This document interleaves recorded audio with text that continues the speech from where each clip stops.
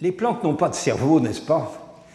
Darwin avait pensé voir le cerveau des plantes à l'extrémité des racines. Malgré le grand respect que j'ai pour lui, je crois qu'il s'est planté. Parce qu'on a beau chercher, il n'y a pas vraiment de cerveau au bout des racines.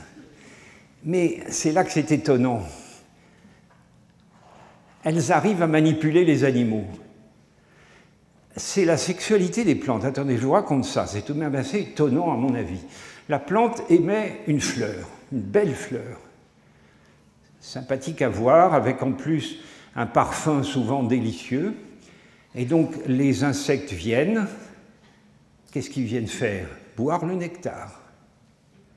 Ça c'est clair. Vous ne me ferez pas croire que l'insecte qui vient, il a comme objectif de polliniser la plante. Là, je ne suivrai pas. Non, il vient manger. Bon, la fécondation, enfin la pollinisation a lieu, la fécondation suit, et il se forme un fruit qui au début est assez discret, et puis le fruit, il mûrit, il mûrit, devient gros, avec des couleurs magnifiques, souvent il craque, et avec des odeurs extrêmement appétissantes. Il arrive d'autres animaux, plus gros que les premiers, ça c'est souvent des vertébrés, des oiseaux ou des écureuils, si on est dans les tropiques, ça sera des singes, etc. Qu'est-ce qu'ils viennent faire? Manger le fruit. Les animaux, ça ne vous aura pas échappé, ils pensent souvent à manger. Là non plus, vous ne me ferez pas croire que le but de l'animal, c'est d'étendre l'aire géographique de la plante. À mon avis, il s'en contrefiche. Ce qu'il veut, c'est manger. Alors, qu'est-ce qu'elle fait, cette plante?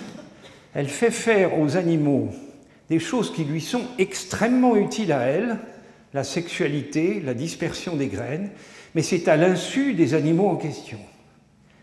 Comment ça s'appelle de faire faire à quelqu'un des choses qui vous sont très utiles, mais sans que la personne ne sache? Ça s'appelle de la manipulation. Désolé, si vous trouvez une fissure dans mon raisonnement, ça m'intéresse, mais je ne vois pas ce que ça pourrait être. L'animal n'est pas au courant de ce qu'on lui fait faire. Sur le plan philosophique, je trouve que ce n'est pas inintéressant de voir qu'un organisme qui n'a pas de cerveau est capable de manipuler des organismes qui, eux, en ont un.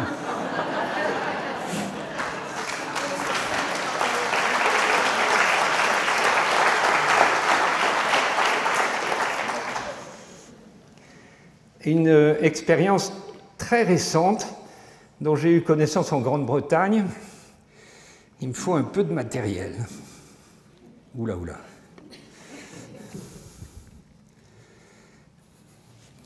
Ça n'a pas marché, ça. La plante utilisée pour cette expérience, c'est une liane avec des vrilles. Ça pourrait être une vigne, ça pourrait être une brionne, je ne sais pas si vous avez ça ici, oui sans doute. Mais en l'occurrence, la plante utilisée était une passiflore, une liane qui grimpe avec des vrilles. On met à sa disposition un support, c'est le support ça.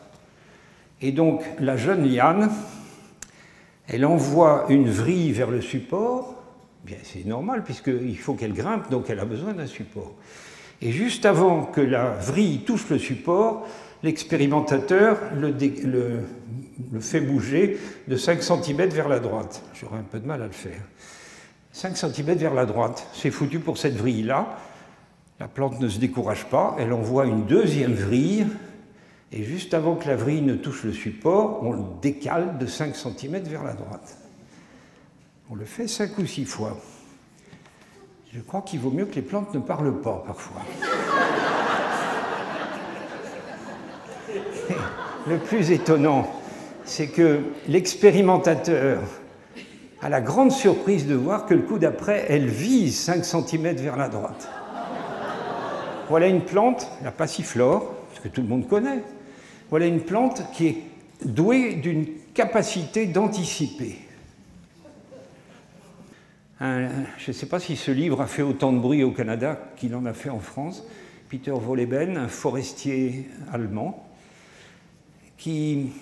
Je fais beaucoup de publicité pour son livre, je le trouve avec des critiques, bien sûr, mais c'est un livre qu'il faut avoir lu, La vie secrète des arbres.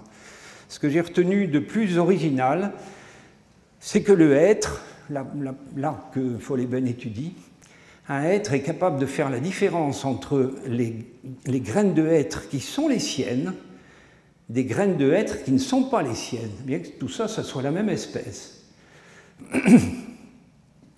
Ça, c'est le hêtre vu d'au-dessus, avec ses racines rayonnantes.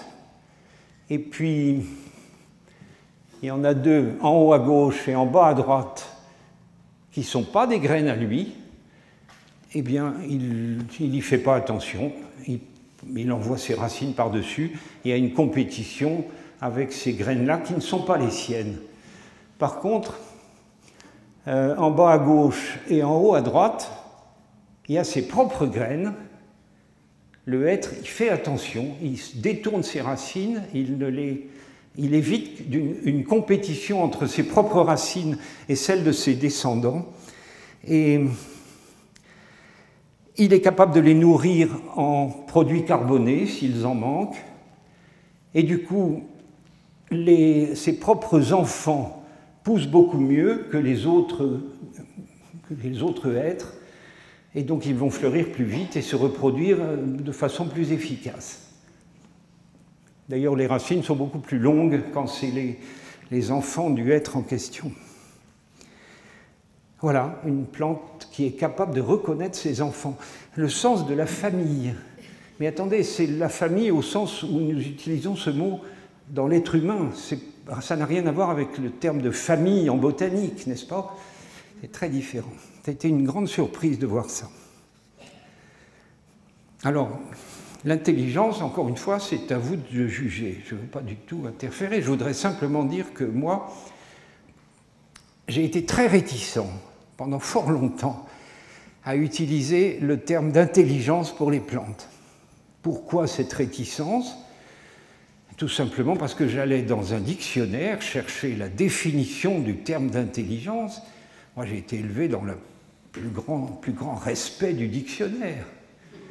Et quand je lis la définition de l'intelligence dans un dictionnaire, je m'aperçois que ça vaut pour l'être humain, mais pas pour les plantes, puisqu'il faut un gros cerveau, il faut un langage et il faut pouvoir se déplacer. Vous pouvez essayer n'importe quel dictionnaire, vous allez voir que ça marche pour l'être humain. Bon, donc pas pour les plantes. J'ai eu la chance de tomber sur un collègue qui s'appelle Jérémy Narby, dont j'ai écrit la préface. Et Jérémy m'a dit, attention, qui est-ce qui a écrit la définition de l'intelligence dans le dictionnaire? C'est un être humain. Et donc il est jugé parti.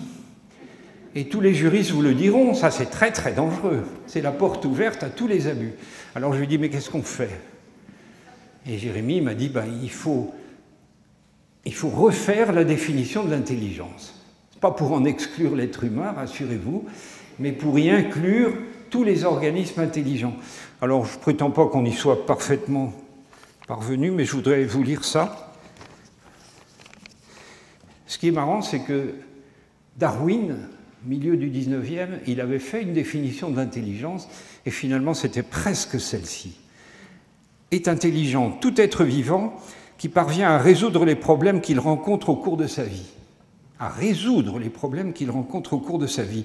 Cela repose sur deux aptitudes, savoir apprendre et savoir garder en mémoire ce qui a été appris pour l'utiliser par la suite. L'intelligence s'exprime mieux dans les conditions difficiles du milieu naturel que dans celles trop faciles de la domestication. C'est vrai que si vous avez une plante en pot que vous arrosez tous les 3 jours, elle n'a pas besoin de beaucoup d'intelligence. Et si vous avez un animal de boucherie que vous nourrissez régulièrement, il n'aura pas non plus besoin de beaucoup d'intelligence. L'intelligence, pour les animaux, et comme pour les plantes, c'est de vivre dans le milieu naturel. Mon sentiment personnel, c'est que l'être humain, il est très fier de son gros cerveau et des prouesses technologiques extraordinaires, je dois dire, que ce cerveau permet. Mais par contre, ça ne vous aura pas échappé que nous détruisons notre environnement, alors que les plantes améliorent le leur. Ça fait une drôle de différence. La vraie question que je me pose maintenant, c'est est-ce que les plantes ne seraient pas beaucoup plus intelligentes que nous?